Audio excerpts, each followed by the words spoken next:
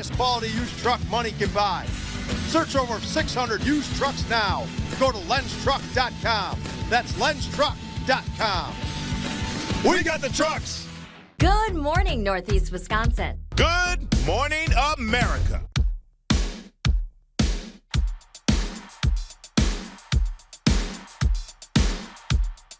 Your best news. Your best weather. Your best mornings. You could win dinner with Leroy Butler. Get a price from Tundraland on a bath. Or new windows, and you could win dinner with Leroy. Go to Tundraland.com today. We're continuing to follow the overnight Senate battle leading to the shutdown of the U.S. government with a special report this morning. Party leaders in Washington have already been quick to point the finger and blame each other when it comes to a last-minute bill to stop the shutdown. Failed minutes before the midnight deadline. ABC's Maggie Rulli, she's been following the story all night long, and she joins us now from New York City. Good morning. Aisha, good morning. It certainly has been lasting all night long, but besides just the shutdown happening today also marks the one-year anniversary of President Trump's inauguration. And as you can tell, the political battle is just as heated as ever. The government is shut down, and both sides are taking shots. The blame should crash entirely on President Trump's shoulders.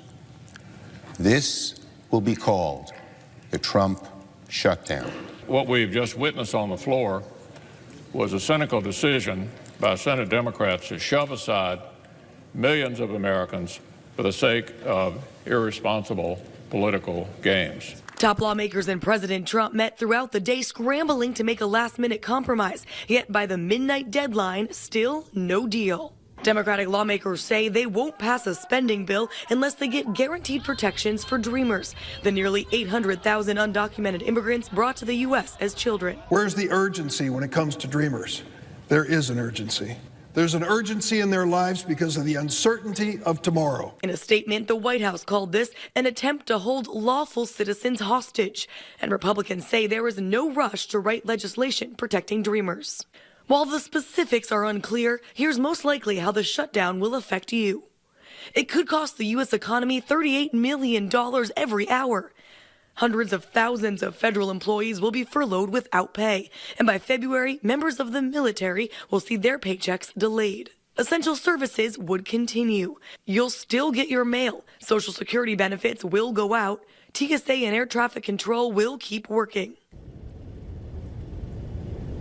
Senators will be back at work starting at noon today, but we are already starting to feel the effects of this shutdown. Right now, we're at a waiting area to get to the Statue of Liberty, but any visitors that show up here today, they're not going to be allowed on Ellis Island. Since it's a park run by the federal government, it's now shut down indefinitely. Aisha? Well, Maggie, I know we'll be waiting for noon, but is there any chance we'll get some of these answers to the shutdown soon at all? Well, Aisha, we do have to wait until the Senate starts talking again, but there is some hope that we might get answers soon. Our congressional correspondent here at ABC seemed hopeful by a lot of the congressmen and women she spoke to that they're starting to come to some type of negotiation or compromise. We know Republican leadership Mitch McConnell says that he wants to do sort of a stopgap measure, a 3-week mini spending bill just to get us over this hump. But Democrats have said they're not signing anything until there's guaranteed protection for those dreamers. So while there is optimism, it's very cautious optimism, Aisha, and we're going to have to wait and see if anything actually happens today or tomorrow.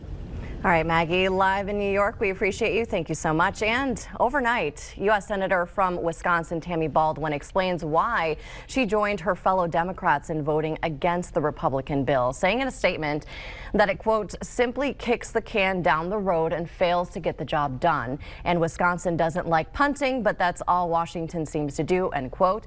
Republican Senator Ron Johnson's camp responded by saying, quote, unfortunately, Senator Baldwin and 43 of her colleagues decided to play politics with people's lives, end quote. And as we said, this government shutdown comes exactly 1 year to the day of President Donald Trump taking the oath of office.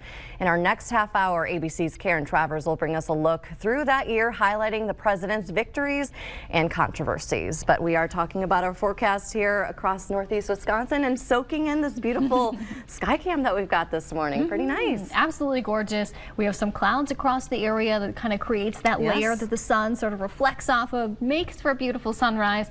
Now, it does mean that we'll see a mixture of sun and clouds in the forecast today, as well as temperatures that'll be mild. We currently have low 20s to low 30s. We even have 35 degrees right now in Kiwani. We do have clouds across the state, but some spots are thinner, and so we should be able to see some sun through them throughout the day. On Storm Center 2 pinpoint predictor in the forecast, we're looking for temperatures from 36 up to 40 degrees, even 41 today in Wapaka. Near the lakeshore, roughly 38 to 39 degrees. So a mild day today, but we're looking ahead to Sunday because that's